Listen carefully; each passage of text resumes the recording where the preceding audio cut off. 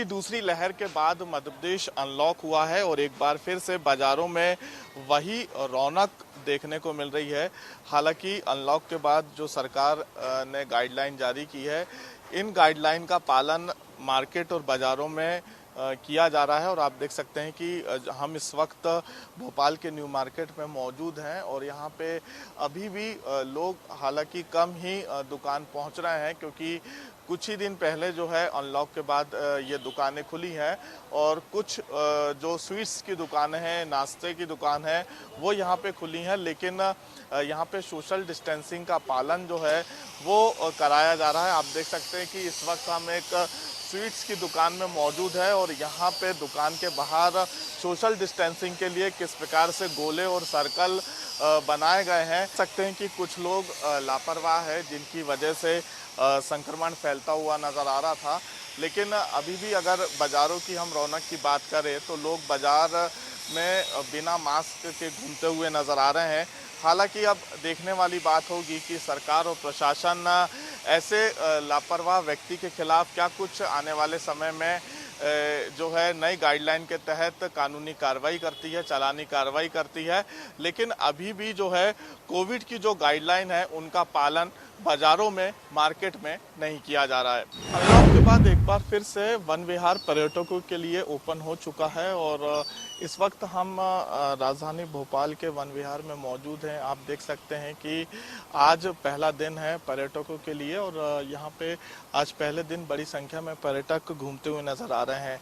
हालांकि जो वन विहार की तरफ से गाइडलाइन पर्यटकों के लिए जारी की गई है, सुबह 6 बजे से शाम 7 बजे तक वन विहार खुला रहेगा। इसके साथ ही मास्क पहनना अनिवार्य है और सोशल डिस्टेंसिंग का पालन यहाँ पे करना पड़ेगा पर्यटकों को। और यहाँ पे सुबह से लेके शाम तक वो आनंद ले सकते हैं, घूम सकते हैं। जो जीव जंतु हैं, पशु पक्षी हैं, उनको वो एक बार फिर से देख सकते हैं, उनके बीच अपना जो समय है वो व्यतीत कर सकते हैं। तो आज जो है वन विहार की तरफ से जो गाइडलाइन जारी की गई है अनलॉक के बाद, क्योंकि अब धीरे धीरे मध्य प्रदेश ओपन होता हुआ नजर आ रहा है, सभी मार्केट जो है वो प्रशासन की गाइडलाइन के अनुसार खुल चुके हैं। तो अब वन विहार को भी जो है खोल दिया गया है और यहाँ पे जरूर वन विहार की तरफ से गाइडलाइन का पालन करवाया जा रहा है। और इस वक्त हम मेन गेट पे मौजूद हैं। यहाँ पे जो भी पर्यटक पहुँच रहा है, सबसे पहले उनसे ये पूछा जा रहा है कि आपने वैक्सीन कब लगवाई है, कितने समय का अंतराल हो चुका है, कितने डोज लगवाई है। इसके साथ ही उनको ये भी बताया जा रहा है कि आपको सोशल डिस्टेंसिंग का पालन करना है। किसी भी जीव जंतु, पशु पक्षी को आप कोई भी खाने की सामग्री नहीं देंगे। दूर से ही जो है आप फोटो सेशन करा सकते हैं। इसके साथ ही मास्क पहनना अनिवार्य है। तो आज से जो है एक बार फिर से वन विहार पर्यटकों के लिए खुल चुका है और कहीं ना कहीं पर्यटकों के चेहरे पर भी एक खुशी देखी जा सकती है कि अब वो एक बार फिर से मौसम के साथ साथ पशु पक्षी और वन विहार का आनंद उठाते हुए नजर आएंगे। मध्य प्रदेश में अनलॉक की स्थिति मध्य प्रदेश के हर शहर से इंडिया न्यूज़ आप तक पहुंचाता है, लेकिन आज इंदौर शहर की अनलॉक की अपडेट के लिए मेरे साथ में इंदौर के सांसद शंकर लालवानी जी मौजूद हैं। शंकर भाई, हमेशा हमने अपडेट देते रहे अनलॉक में क्या रहा, लेकिन आज हमारे दर्शक जानना चाहेंगे आपकी जुबानी कि इस अनलॉक में किस तरह की स्थिति है, इंदौर में कोरोना के लेकर क्या स्थिति है। देखिए, बहुत अच्छी स्थिति है और हम बहुत विषम स्थिति से गुजरे हैं। प्रदेश में सबसे ज़्यादा पेशेंट अगर थे तो हमारे यहाँ थे, पॉजिटिव संख्या थी तो हमारे यहाँ थे, लेकिन इंदौर के सभी लोगों का साथ रहा और सब ने मिल के लड़ाई लड़ी। और मुझे लगता है कि इंदौर में आसपास के क्षेत्रों के बहुत सारे मरीज यहाँ आए थे और उनके लिए बेड, ऑक्सीजन, इंजेक्शन, वो सब समस्याएं थी। पर अब मुझे लगता है कि सब ने मिल के इस लड़ाई को लड़ा है, तो निश्चित तौर पे अब हम अच्छी स्थिति में।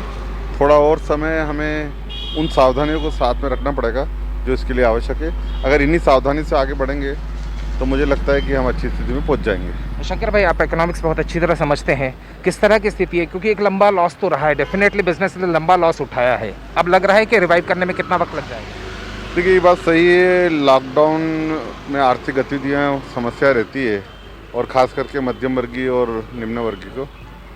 और मुझे लगता है अनलॉकडाउन हुआ है, धीरे धीरे आर्थिक गतिविधियाँ, हमने जब लॉकडाउन करा था उस समय इस बात को ध्यान में रखा था कि जो हमारे इंडस्ट्री वो इंडस्ट्री चालू रहे। बेशक। और मुझे इस बात की खुशी है कि इंदौर और इंदौर के आसपास की जितनी इंडस्ट्री थी उसमें लगभग 2 लाख कर्मचारी और काम करने वाले और उस मैनेजमेंट के लोग सब मिला के थे, वो हमने गतिविधियाँ चालू रखी थी। तो एक वर्ग ऐसा है जो आर्थिक गतिविधि जो समस्या पिछली बार आई थी वो इस बार नहीं है। बाकी ये बात यही है कि छोटे दुकानदार मार्केट वो बंद थे, उसके कारण समस्या आई। और अब सबसे बड़ी जो विकट समस्या सामने आती है बरसात की। कल मैंने देखा था कि आपने लंबी खिंचाई करी उस पुल वाले मामले के अंदर, तो ये कहा जाए कि इंजीनियर, आप खुद इंजीनियर है, आपने इंजीनियरिंग सिखाई उन्हें, क्या स्थिति लग रही कि अब शहर की सड़कों का, शहर के पुल का? देखिए ये बात सही है कि कुछ समस्याएं जब हमारे सामने आती है और अधिकारी जब उस ओर ध्यान नहीं देते तो नाराज़गी रहती है। तो अपनी नाराज़गी, क्योंकि हम हमारी तरफ से नाराज़गी नहीं है, शहर की जनता की आवश्यकता के हिसाब से व्यक्त करते हैं। मैं एक आखिरी सवाल जरूर पूछूंगा, इंदौर किस हद तक लगता है कि अब कोरोना की जंग जीत जाएगा? मुझे लगता है जिस प्रकार लोगों का साथ मिला, सरकार का, प्रशासन का और ख़ास करके मेडिकल की टीम का, अब मुझे लगता है कि स्थितियाँ सुधरी हुई है, अच्छी है। वैक्सीनेशन को लेके हम अच्छा ड्राइव कर रहे हैं और आने वाले दिनों में 1 लाख से ज़्यादा, संभवतः 21 तारीख को हम 1 लाख से ज़्यादा वैक्सीन इंदौर में लगाएंगे। तो आज की ग्राउंड रिपोर्ट में इंदौर के अनलॉक पर सांसद शंकर लालवानी ने सीधे तौर के ऊपर ये इशारा किया है कि शहर की जनता और शहर के लोग यदि साथ देते हैं तो कोरोना की जंग में जीत तो होगी, साथ ही साथ वैक्सीनेशन में भी नंबर 1 इंदौर बनेगा। इंदौर शहर के एमजी रोड स्थित उस कंस्ट्रक्शन साइट पर मैं मौजूद हूं जहां वो भयावह हादसा हुआ जिसमें एक मजदूर ने अपनी जान गंवा दी। ये वो कंस्ट्रक्शन साइट है जहां पर कंस्ट्रक्शन चल रहा था और ये वो जगह है जहां पर वो हादसा हुआ। आप यहां अब भी देख सकते हैं कि वो दीवार जो गिरकर उस मज़दूर के ऊपर गिरी थी, वो दीवार अब यहाँ मौजूद है। काफ़ी देर तक रेस्क्यू ऑपरेशन चलता रहा। रेस्क्यू करने के लिए यहाँ निगम की टीम पहुँची, उस मज़दूर को यहाँ से अस्पताल ले जाया गया, लेकिन अब बताया ये जा रहा है कि उस मज़दूर ने अपनी ज़िंदगी गंवा दी है। निश्चित रूप से इस मामले के अंदर कलेक्टर और मंत्री तुलसी सिलावट ने 1 लाख रुपए की आर्थिक सहायता की घोषणा ज़रूर की है, लेकिन ये तस्वीरें आप देखते हैं तो निश्चित रूप से बड़ा सवाल खड़ा होता है कि कंस्ट्रक्शन वर्किंग के दौरान किस तरीके के हादसे होते हैं और क्या लापरवाहियाँ होती हैं, इसके लिए कौन जिम्मेदार है। निश्चित रूप से ये एक बड़ा सवाल है जो कि जाँच का विषय बनेगा। ये बड़ी सी दीवार उस मज़दूर के ऊपर गिरी जिसे निकालने में निगम को और रेस्क्यू कर्मियों को मशक्क़त करनी पड़ी। निश्चित रूप से बहुत बड़ा हादसा कहा जा सकता है। ये गनीमत रही कि बहुत ज़्यादा जनहानि नहीं हुई, लेकिन एक इंसान ने अपनी ज़िंदगी गंवाई है। यहाँ कंस्ट्रक्शन के आप सामान देख सकते हैं कि यहाँ पूरी जगह पर अभी भी कंस्ट्रक्शन का सामान है। कीले यहाँ नज़र आते हैं आपको। कंस्ट्रक्शन चल रहा था, ये मज़दूर कई दिनों से यहाँ काम कर रहे थे। आज यहाँ काम करते वक्त ये दीवार गिरी। कल रात को इंदौर शहर में तेज़ बारिश हुई थी और तेज़ बारिश के बाद में शायद ये बताया जा रहा है कि इस कारण से ये दीवार यहाँ गिरी है। लेकिन सबसे बड़ा सवाल इसी पर खड़ा होता है कि क्या इस तरह के कंस्ट्रक्शंस के दौरान किस तरह की सेफ्टी और सिक्योरिटी रखी जानी चाहिए, उनका पालन किया जाता है या नहीं।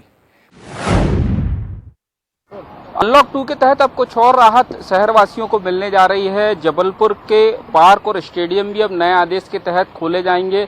लंबे समय से जो शहरवासी हैं उनकी मांग रही है, मॉर्निंग वॉकर्स जो हैं वो मांग करते रहे। जब अनलॉक 1 जून को हुआ तब से लेकर ये मांग की जा रही थी कि कहीं ना कहीं सेहत के लिए पार्क और स्टेडियम खोला जाना जरूरी है। जो जागरूक लोग हैं सेहत के लिए वो लोग इन जगहों पर पहुँचते हैं। तो ऐसे समय में जब कोरोना संक्रमण काल चल रहा है तो कहीं ना कहीं सेहत को लेकर जागरूक लोगों के लिए पार्क और स्टेडियम खोले जाएं। अब जिला क्राइसिस मैनेजमेंट कमेटी ने ये फैसला लिया है और पार्कों को और स्टेडियम को खोला जाना है। कल से सुबह से 6 बजे से ये पार्क खोला जाएगा और 10 बजे तक ये पार्क खुले रहेंगे। इसके साथ ही स्टेडियम भी खुला रहेगा, लेकिन जो केवल मॉर्निंग वॉकर्स हैं वो केवल इन पार्कों में आ सकते हैं। साथ ही विशेष नगर निगम की टीम जो है वो यहाँ तैनात रहेगी, जो इस बात का ध्यान रखेगी कि कोरोना प्रोटोकॉल का पालन जो है वो किया जा रहा है कि नहीं किया जा रहा। मास्क लगाए है कि नहीं जो आने वाला है, इसके साथ ही सोशल डिस्टेंसिंग का पालन किया जा रहा है कि नहीं किया जा रहा, तो इस बात का ध्यान रखते हुए ये पार्क खोले जाएंगे। और इसके साथ ही जो लंबे समय से कहीं ना कहीं मांग रही है शहरवासियों की, वो मांग अब पूरी होने जा रही है। और अभी 30 जून तक जो है वो सुबह 6 बजे से लेकर 10 बजे तक ये पार्क खोले जाएंगे। लॉकडाउन खुलने के बाद अनलॉक की स्थिति में धर्मनगरी उज्जैन में व्यापारिक गतिविधियां फिर से पटरी पर आना शुरू हो गई है। मैं इस वक्त मौजूद हूं उज्जैन की सबसे बड़ी अनाज मंडी चिमनगंज कृषि उपज मंडी में। आप देख सकते हैं यहां पर सैकड़ों की संख्या में अपने लोडिंग वाहनों से किसान फसल बेचने आए हुए हैं। यहाँ पर मंडी में ये जो जगह है, यहाँ पर व्यापारी जो है, तमाम सारे व्यापारी जो किसानों की फसल है उसकी बोली लगा रहे हैं। आप देख सकते हैं कि यहाँ पर अभी जो वर्तमान में है गेहूं की जो फसल है बड़ी मात्रा में यहाँ बिकने को आ रही है। यहाँ पर उज्जैन जिले के आसपास अन्य जो जिले हैं वहाँ से भी किसान यहाँ पर फसल बेचने के लिए पहुँच रहे हैं। हालांकि यहाँ पर एक बड़ी गड़बड़ी ये देखने को मिल रही है कि जो कोरोना गाइडलाइन है उसमें सोशल डिस्टेंसिंग का पालन बिल्कुल भी नहीं देखा जा रहा है। मेरे साथ कुछ लोग भी हैं जिन्होंने मास्क, भैया आपने मास्क नहीं पहना?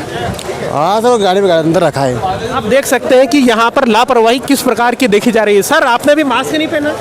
जी पहन रहा हूँ। देख सकते हैं कि यहाँ पर जो कोरोना गाइडलाइन है उसका तो पालन नहीं किया जा रहा। मेरे साथ व्यापारी भी, हम इन्हीं से चर्चा करेंगे। सर यहाँ पर किस प्रकार से फसल बिकने को आ रही है और क्या आंकड़ा है? लॉकडाउन खुलने के बाद यहाँ पर गेहूं और सोयाबीन की फसल तेज़ी से आने लगी है। करीब 2 से 3 करोड़ रुपए का रोजाना व्यापार हो रहा है। 5,000-6,000 बोरी गेहूं और 5-6,000 बोरी सोयाबीन की आवक प्रतिदिन बनने लगी है। मतलब ये कह सकते हैं कि कोरोना काल के बाद पुनः बाजार में रौनक लौट आई है, व्यापारी का व्यापार चलने लगा है। किसानों में किस प्रकार का उत्साह है? व्यापारियों में? किसानों में स्थिति ये थी, 2 महीने से किसान अपना माल रुके हुए थे, गेहूं और सोयाबीन चना, वो वापस मार्केट में आने लगा है। उनको ज़रूरत की जो पैसे की ज़रूरत थी उसकी पूर्ति वापस होने लगी है। कोरोना गाइडलाइन की बात करें तो वैक्सीनेशन का किस प्रकार से यहाँ पालन हो रहा है और गाइडलाइन किस प्रकार से पालन की जाए? हमारे मंडी के व्यापारियों ने अधिकतर वैक्सीन सब लगा चुके हैं, लेकिन ग्रामीण क्षेत्रों में भी वैक्सीन पहुँचा नहीं है, इसलिए अधिकांश ग्रामवासी बिना वैक्सीन के आ रहे हैं। रहा सवाल यहाँ कोरोना गाइड के पालन करने का, तो बता दूं कि मंडी प्रशासन को उसके बावजूद भी यहाँ पर कोरोना गाइड पालन नहीं हो पा रहा है। कारण क्या है कि इस तरह के व्यापार में भीड़ होना स्वाभाविक है। आप देख सकते हैं कि यहाँ पर जो मंडी के व्यापारी संघ के सचिव हैं उनका साफ तौर पर कह रहे हैं कि कोरोना गाइडलाइन का 100% पालन नहीं हो पा रहा है, क्योंकि ज़्यादातर यहाँ ग्रामीण आते हैं। हालांकि मंडी समिति जो है वो भी यहाँ पर कोई इस प्रकार के इंतजाम नहीं किए गए हैं कि यहाँ पर कोरोना गाइडलाइन का पालन कराया जाए। हालांकि इन सब के बीच खुशी की बात यह है कि व्यापारिक गतिविधियाँ फिर से पटरी पर आ चुकी है। अनलॉक के बाद रायसेन कृषि उपज मंडी में भी अब रौनक देखी जा रही है। किसान अपनी फसल को बेचने मंडी आ रहे हैं।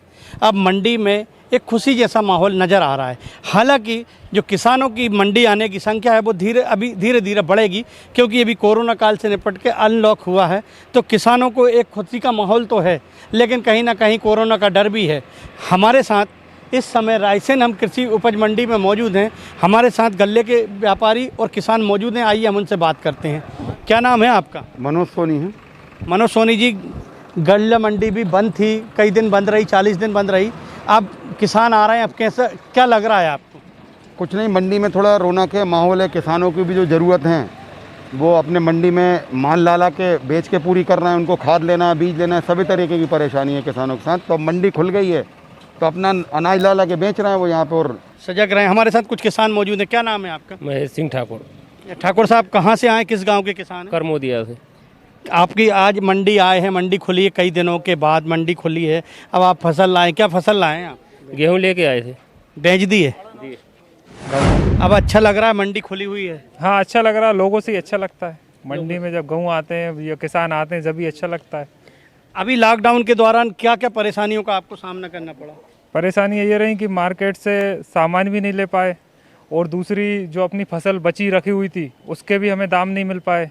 व्यापारी भी नहीं बैठते थे, कोई भी नहीं बैठ पाते थे। ये लॉकडाउन की वजह से सभी परेशानियां थी। मंडी खुली है तो आप मंडी आए हैं, अब आपको कैसा लग रहा है कि क्या क्या सावधानियां बरतना चाहिए ताकि आगे लॉकडाउन ना हो? जी साहब, जी के मास्क लगाएं और थोड़ी दूरी रखें और का सावधानी बरतें।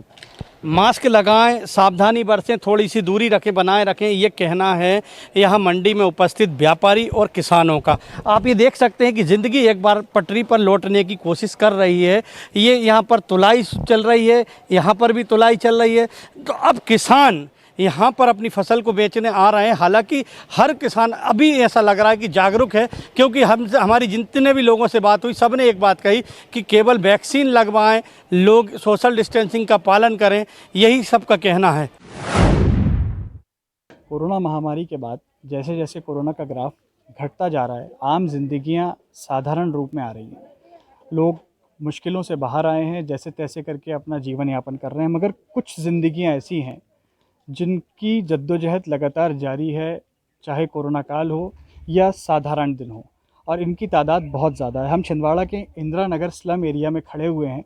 ये छिंदवाड़ा का धारावी है। आप मुंबई के धारावी को जानते हैं, मगर हर ज़िले में, हर कस्बे में एक धारावी होता है जिसकी एक अपनी कहानी होती है। इस जगह लोगों की ज़रूरतें इतनी ज़्यादा हैं, जब ये घर पहुंचते हैं तो वो ज़रूरतें पूरी नहीं हो पाती, जिस वजह से इन्हें बड़ी जद्दोजहद करनी होती है। इनके छतें नहीं हैं, यहाँ पर सर पे पानी टपकता है। वहीं जो है सर ढाको तो पैर खुलते हैं। हम एक घर में खड़े हुए हैं जहाँ का हमने मंज़र देखा। आप देख सकते हैं यहाँ जो है टाट पतरी लगाकर और तमाम चीज़ें जो हैं बांस के ज़रिए और इसके सहारे ये अपना जीवन यापन कर रहे हैं। हालांकि 1 लाख रुपए इन्हें जो प्रधानमंत्री आवास योजना के मिले थे वो इनको मिले हैं, लेकिन बाकी के पैसे मिलना इनको बाकी है। क्या नाम है आपका? कुमार विश्वकर्मा। शिव कुमार विश्वकर्मा। ये छत नहीं है, छत नहीं है। कैसे गुजर बसर कर रहे हैं? भाई अब पैसा 1 लाख तो दे दिए हैं, लेकिन हम कैसा गुजारा कर रहे हैं अब देख रहे हैं। भर बारिश में डेरा हमारा गली में पड़ा हुआ है, क्या कर सकते हैं। क्या करते हैं आप? कुछ नहीं साहब, मेरी तो यहाँ का भी प्रॉब्लम है। हाँ। मतलब बीवी मेरी ये अपना खाना बनाने काम में जाती हैं, वो भाई वही से गुजारा चल रहा है हम लोगों का। जी। कितने बच्चे हैं? 2 बच्चे हैं, मजदूरी करते हैं। देखिए बिल्कुल जैसा इनका बेटा भी जो है वो खुले आसमान के नीचे नहा रहा है, यहाँ पे दिख रहा है। और लोग हैं यहाँ, उनसे जानते हैं कि किस तरह से जो है वो अपनी ज़िंदगी गुजार रहे हैं यहाँ पर, और किस तरह से अपना जीवन यापन कर रहे हैं। यहाँ तमाम लोग खड़े हुए हैं, ये कैमरा देख के ये लोग आ गए हैं, इनसे जानते हैं। ये बताइए दीदी, क्या करती हैं आप? कुछ नहीं, कुछ नहीं करती। हाँ, घर में रहते हैं। पति क्या करते हैं? नल फिटिंग। अभी जब कोरोना काल था जी, सब काम धाम बंद थे, हाँ। कैसे गुजारा हुआ? बहुत मुश्किल से गुजारा हुआ। बहुत मुश्किल थी। तो फिर कैसे चलाए अपना घर? बच्चों को कैसे खिलाए पिलाए? बच्चों को भी वही जो खा रहे हैं अपन वही खिला रहे हैं। गीले में कचकच में रह रहे हैं, छत टूटी हुई है, पानी आ रहा बारिश का, उसमें गीले में रह रहे हैं, बहुत परेशानी में है। देखिए किसी और शख्स से जानते हैं क्या समस्या है। ये बताइए क्या तकलीफ़ें हैं आप लोगों को यहाँ पर? सरकार की योजनाओं का लाभ आप लोगों को मिल पा रहा है या नहीं मिल पा रहा है? सर लाभ तो कुछ भी नहीं मिला। अभी 1 लाख रुपए दिए हैं, बोले मकान बनाओ। अब मकान बना नहीं रहे थे तो ज़बरदस्ती बोले तोड़ो तोड़ो। अब तोड़ दिए हैं तो दूसरी किस्त भी नहीं डाल रहे हैं। और आज ये ऐसी नौबत आ गई कि दूसरे घरों में रह रहे हैं। कितने लोग रहते होंगे यहाँ पर? कम से कम सर यहाँ पर कुछ नहीं तो 95 लोगों का मकान टूटना है। और टोटल कितने घर होंगे? घर तो बहुत से सर, यहाँ पर कम से कम 400 कुछ बस्ती है, लोग घरों की बस्ती है। लेकिन जितना आया है उतना में तोड़ के रह रहे हैं। कितना आ रहा है आप लोगों बिजली का बिल सर 2600 रुपये आया। को? ऐसे कितना आता था? पहले ही सर 100 रुपये आता था। देखिए बिल्कुल 100 रुपये बिजली का बिल जिनका आता था उनका 2600 रुपये बिजली का बिल आ जाना, ये अपने आप में बहुत बड़ी मुश्किल है। 95 छतें यहाँ पर बनना बाकी हैं। बारिश का मौसम सर पे है, कैसे ये लोग अपना गुज़र बसर करेंगे, कैसे इस गिरती बारिश से ख़ुद को बचाएंगे? ये तो वही बात हो गई कि रोज़ाना घर पे सर ढाके खड़ी रहती है ज़रूरत। तो शासन प्रशासन को चाहिए कि इनकी सुध लें, इनकी समस्याओं का समाधान करें, क्योंकि इन लोग सच में बेहद ज़रूरतमंद हैं। नगर पालिका में इस वक्त हम देखें तो भ्रष्टाचार सर चढ़कर बोल रहा है। यहाँ ऐसे ऐसे कार्य हो रहे हैं जो केवल कागज़ों में हो रहे हैं, और अगर मौका में जाएं तो वहाँ कुछ भी नहीं है, और पैसा निकाल करके उसको बंदर बाट किया जा रहा है। अभी हम परमहंस वार्ड में खड़े हैं और यहाँ देख सकते हैं कि ये एक नाली निर्माण के नाम से 13 लाख रुपया यहाँ से निकाल लिया गया है, जबकि इस नाली के नाम से 17 लाख की स्वीकृति हुई थी, और इसमें एक ढेला भी नहीं रखा गया है। एक ढेला भी नहीं रखा गया है, और पैसा को सोफिया कंस्ट्रक्शन के नाम से 13 लाख रुपया निकाल लिया गया है, और यहाँ कोई कार्रवाई नहीं हुई। ये भ्रष्टाचार की पराकाष्ठा ही कहा जाए। अभी हमारे साथ इस वार्ड के पार्षद और नगर पालिका के उपाध्यक्ष जुड़ चुके हैं। हम बात करते हैं इनसे। जी बताएंगे कि यहाँ एक नाली निर्माण के नाम से 13 लाख रुपया नगर पालिका के द्वारा निकाल लिया गया है और ठेकेदार को बांट दिया गया है, तो इसमें क्या कहते हैं? हम कल बने पार्षद दल पूरा माने भाजपा के जितने पार्षद हैं हम सब जने कलेक्टर को आवेदन दिए हैं 2 दिवस के अंदर जांच करके हमको बताया जाए, नहीं तो उग्र आंदोलन करेंगे। जो 13 लाख रुपए मेरे वार्ड से निकाला गया है वो कर्मचारियों को मिलीजुली सरकार होकर के निकाला गया है, इसको तत्काल जांच करके हमको अवगत कराया जाए। ये हम कलेक्टर को कागज दिए हैं ज्ञापन। अच्छा, ये बताएंगे ये कितनी की स्वीकृति थी और कहाँ से कहाँ तक नाली बनना था? ये 17 लाख की स्वीकृति थी। होरी शर्मा के घर से बाउंड्री वाल, गार्डन का बाउंड्री वाल होते हुए गार्डन का गेट तक के जाना है ये नाली को। आप देख रहे हैं ये 17 लाख की स्वीकृति थी जिसमें 13 लाख का काम हुआ बताया गया और 13 लाख रुपया निकाल करके सोफिया कंस्ट्रक्शन के नाम से उसको बंदर बांट किया गया है।